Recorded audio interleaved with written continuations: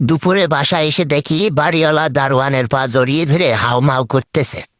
বুঝলাম আবার কোনো গন্ডগোল হয়েছে। সব শুনে ঘটনা যা বুঝলাম তা মোটামুটি এরকম। দারোয়ান নাকি বাড়িওয়ালা চেয়ে 3 মাস 6 দিনের বড়। তার ওপর দারোয়ানের শিক্ষাগত যোগ্যতাও নাকি বাড়িওয়ালার চেয়ে বেশি। বাড়িওয়ালা ক্লাস 8 পাস, দারোয়ান আন্ডার ম্যাট্রিক। ম্যাট্রিকে নাকি দারোয়ান বিজ্ঞান বিভাগের ছাত্র ছিল।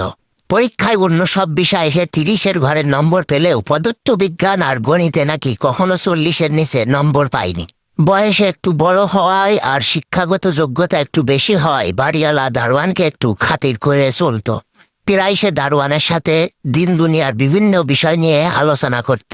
দারোয়ানের কথাবার্তা নাকি বাড়িওয়ালার কাছে খুবই জ্ঞানগ্রহ্য বলে মনে হতো। আজকে সকালেও কথা বলতে বলতে দারোয়ান বলে বসেছে, এই ঘন্টা মিনিট দিন মাস বছরের হিসেব যে করেছে সে একটা বলদ ছিল।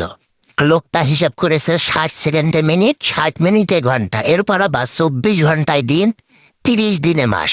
কেমন হিজিবিজি ব্যাপার, হিসাব গোলমাল হয়ে যায়। এটা না করে যদি সহজ করে হিসাব মিল রেখে 60 সেকেন্ডে মিনিট, 60 মিনিটে ঘন্টা, 60 ঘন্টায় দিন আর 60 দিনে মাস। আরও কিছু বলতে যাবে তখনই বাড়িওয়ালা হুপ করে দারোয়ানের পা চেপে ধরে হাউমাউ করে উঠে বলছে, মাপ কর ভাই, মাপ কর। 60 ঘন্টায় দিন পর্যন্ত সহ্য করেছি, কিন্তু আল্লাহর রাস্তায় তুই 60 দিনে মাস হিসাব করিস না।